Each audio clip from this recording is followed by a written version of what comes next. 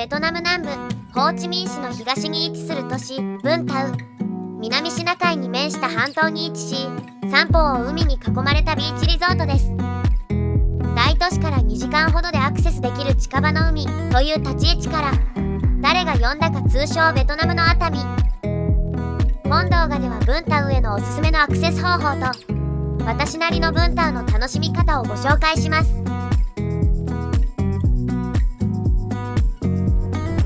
ホーチミン市の喧騒から車で約2時間。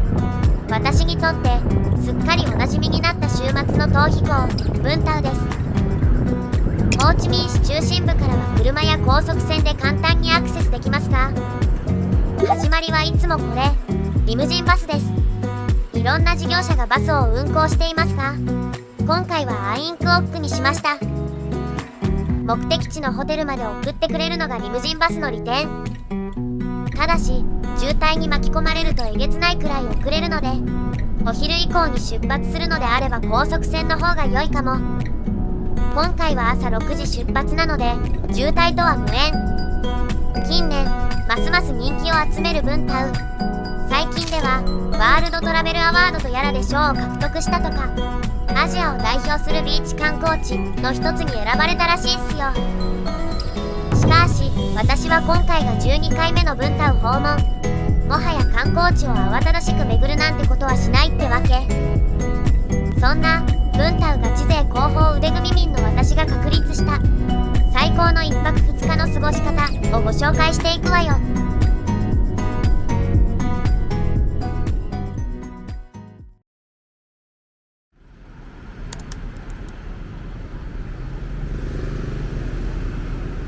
さて、ブンタウには複数のビーチがあるのですが、それぞれのビーチはエリアごとに特性があります。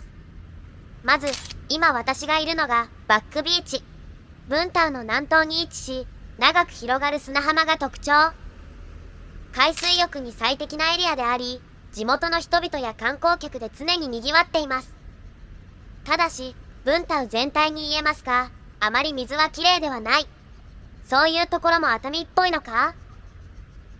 大規模な改修、美化工事の結果、公園や遊歩道が整備されており、散策を楽しむのに最適。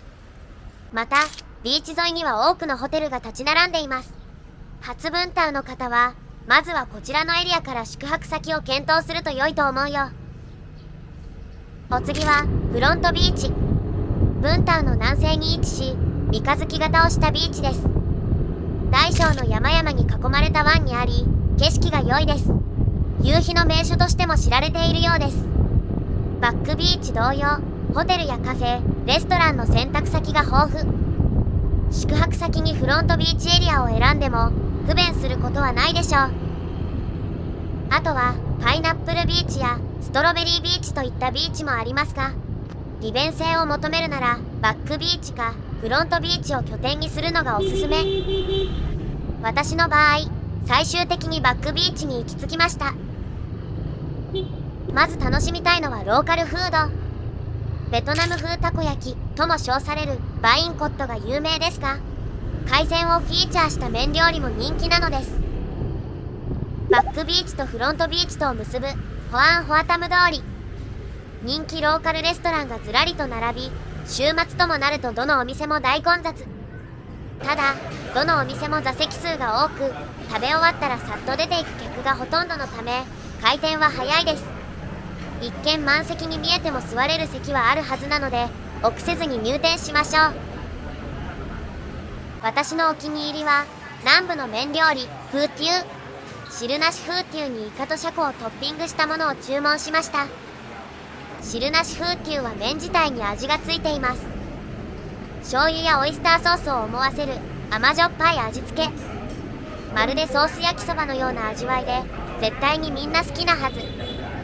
普段食べる機会が少ないシャコなどの海鮮を気軽に味わえるのもブンタウならでは。店員さんからこれ使ってねとおすすめされたのがこちらのシーフード用ソース。ヌクマムと唐辛子がベースのソースであり、お店オリジナルというこだわりっぷり。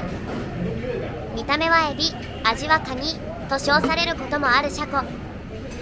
エビと比べると淡白な味ですが、噛むほどにじゅわっと水分があふれ出し、独特の旨味が口に広がります。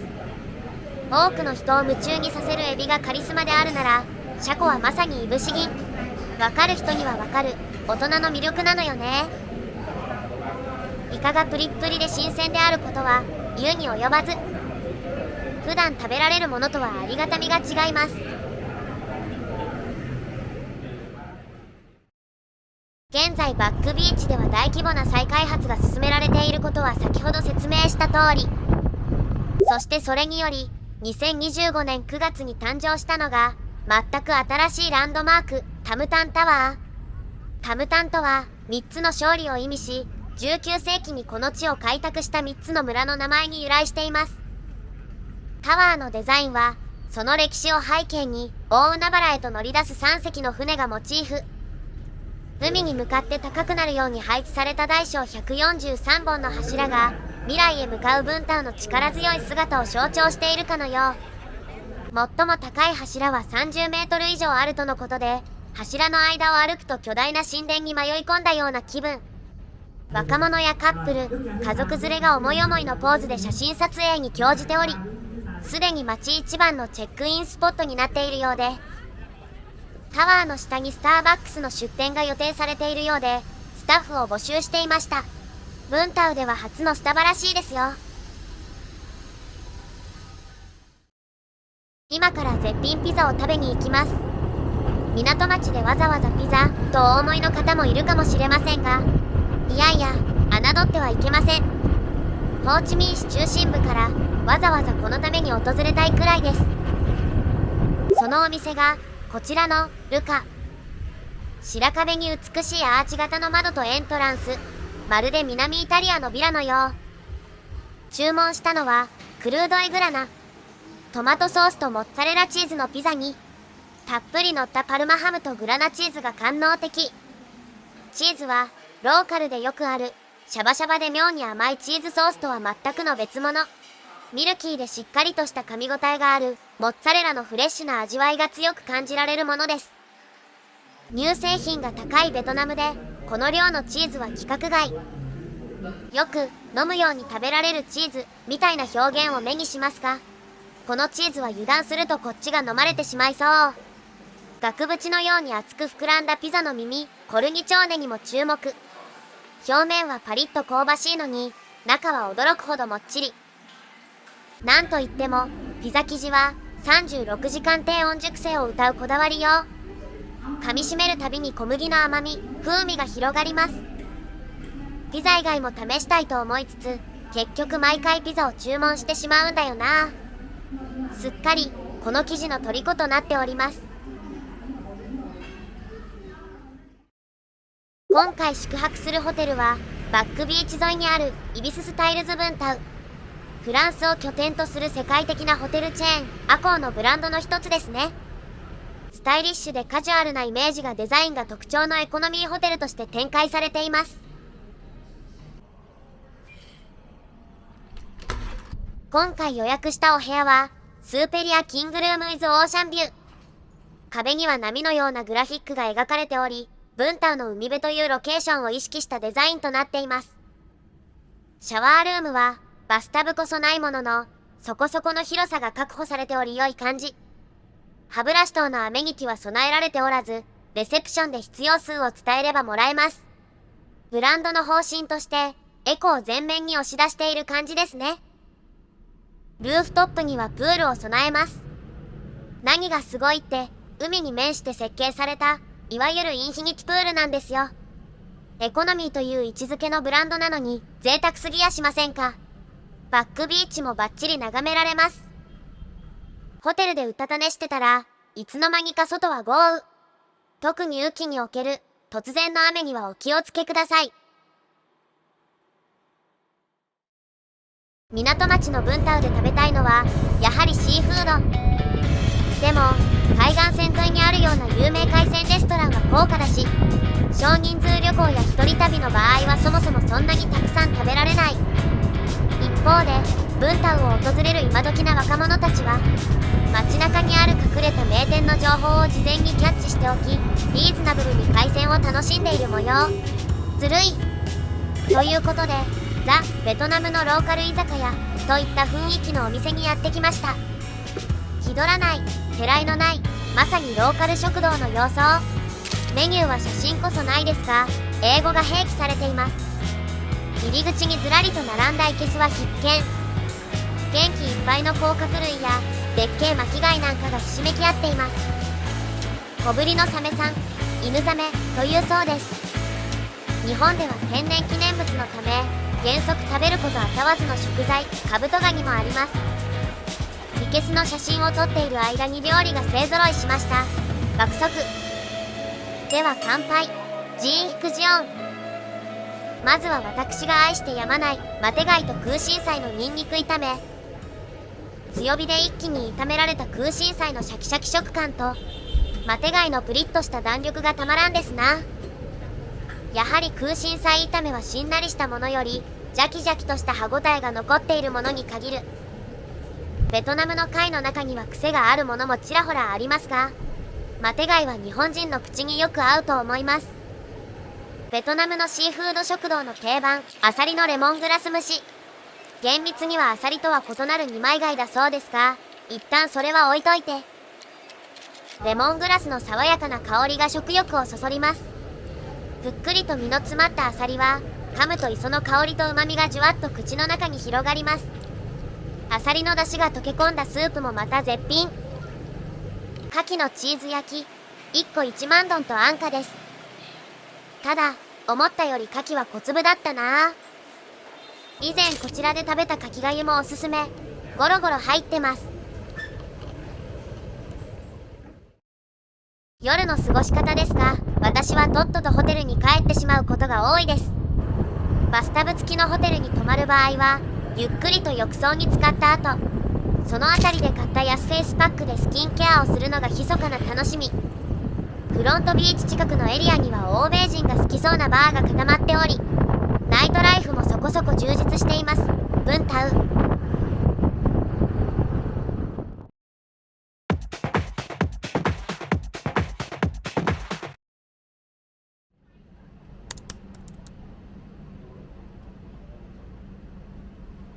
スタイリッシュな朝食ビュッフェ会場。料理はそんなに多くの種類はなかったものの美味しかった。外資系ホテルなだけあってメニューのローカル色はさほど強くない感じ。特にペーストリーが充実しています。帰路に着く前にカフェで少し過ごしたいと思います。どことなく地中海の雰囲気が漂うこちらのカフェが私のお気に入り。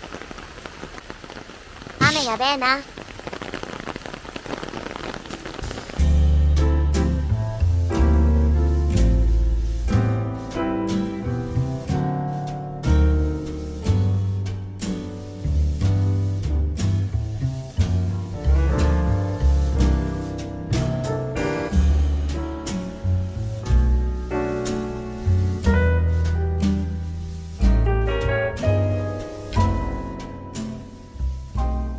飴色のような暗褐色の木目を基調としたエレガントな内装。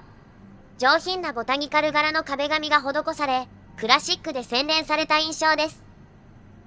ガラスのショーケースの中にはケーキが宝石のように並びます。すべてホームメイドであり、頻繁に新作を開発している模様。アップルケーキを注文しました。スパイスが香るしっとり生地、素朴で優しい甘さ。中には刻みリンゴがたっぷりでシャキッとした食感が残っています。自家製シロップやタイティーをフィーチャーした独創的なドリンクメニューもまた訪れる人々を引きつけてやみません。ビーチでアクティブに過ごすのも良いですが、旅の合間に少し足を伸ばしてこんな素敵なカフェで心穏やかな時間を過ごしてみてはいかがかな。名残惜しいけどそろそろ帰路に着かなくては。往路はリムジンバスでしたが、袋は高速船に乗ります。冒頭でもお話しした通り、午後以降は道がめちゃくちゃ混むので、渋滞を回避するなら高速船一択。もちろん朝にブンタウを立つのであればリムジンバスでも問題ありません。高速船乗り場3年前と比べると別物だな。カフェチェーンカティナットも出店しているので、お茶しながら時間を潰すことができます。高速船のチケット価格は曜日により異なります。この日は平日のため最安値の32万ドン。土日や祝日となるとリムジンバスの運賃の2倍近くになるため、安さと時間どちらを選ぶかですね。ちなみに高速船の乗客はほとんど外国人です。